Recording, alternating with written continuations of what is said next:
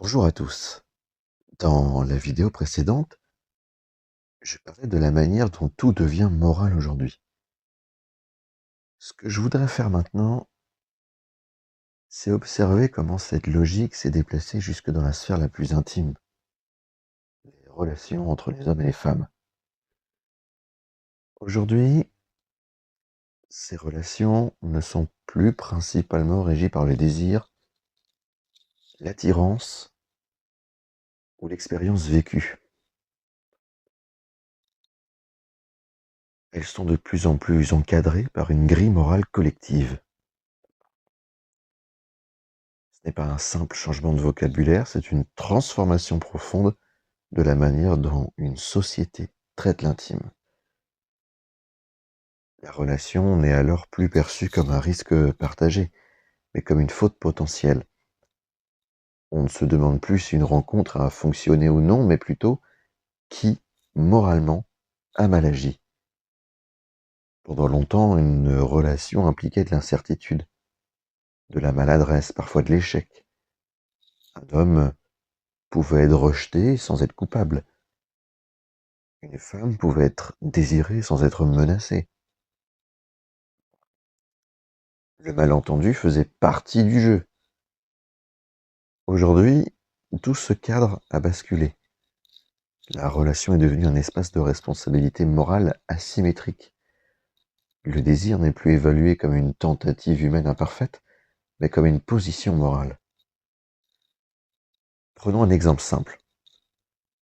Un homme manifeste un intérêt. Il insiste légèrement, il interprète mal un signe. Eh bien, autrefois, cela relevait d'un manque de tact, d'une maladresse, éventuellement d'un rejet clair. Aujourd'hui, cette même situation peut être relue a posteriori comme une intention problématique. Le désir devient alors suspect. Or, le désir par nature n'est jamais propre, jamais parfaitement lisible, jamais moralement pur. Il est même plutôt flou, asymétrique et parfois excessif. Eh bien, en voulant le purifier, on ne le civilise pas, on le neutralise. Autre exemple très courant, deux personnes ne vivent pas la relation de la même manière. L'une s'attache davantage, l'autre se détache. Avant, eh bien, cela produisait de la frustration, de la tristesse, parfois de la rancœur, mais pas nécessairement une accusation. Aujourd'hui, cette dissymétrie affective est de plus en plus interprétée moralement. Celui qui se retire est suspecté de domination ou de manipulation. Celui qui souffre est automatiquement légitimé moralement. Le malentendu n'est donc plus une possibilité humaine, il devient en réalité une preuve. Ce mécanisme repose sur une idée centrale, rarement formulée mais omniprésente. Toute souffrance relationnelle doit avoir un responsable. Or, cette idée est fausse. Certaines souffrances sont structurelles. Elles sont liées au désir lui-même, à l'asymétrie, au hasard, à la contingence des rencontres. En refusant cette réalité, la société moralise ce qu'elle ne sait plus accepter. Nous vivons aussi un paradoxe frappant. D'un côté, une hypersexualisation permanente des corps, des discours sur la liberté sexuelle, une exposition constante de l'intime, et de l'autre, une moralisation extrême des relations, une surveillance accrue des intentions, une judiciarisation symbolique du désir. On montre tout, on parle de tout, mais on ose de moins en moins vivre directement. Le résultat concret de tout cela, c'est moins de relations spontanées, plus de médiation par des applications, des écrans, des cadres sécurisés, et à terme, plus de solitude, plus de frustration silencieuse. Ici, la morale ne libère pas, elle paralyse. Contrairement à ce que prétend le discours dominant, cette moralisation ne produit pas davantage de respect ou d'harmonie. Au contraire, elle produit de l'évitement, de l'autocensure et une peur constante de mal faire. Elle transforme la relation en protocole et l'attirance en dossier.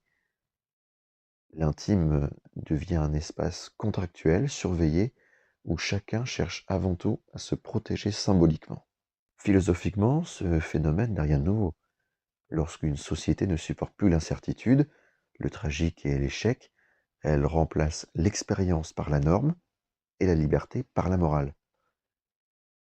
Ce mécanisme a toujours existé. Il s'applique aujourd'hui à la sphère intime. Ce n'est pas une avancée morale, c'est un déplacement du contrôle.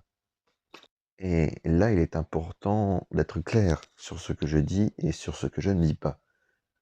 Je ne dis pas que tout se vaut, je ne dis pas que les abus n'existent pas. Je dis autre chose, très précisément.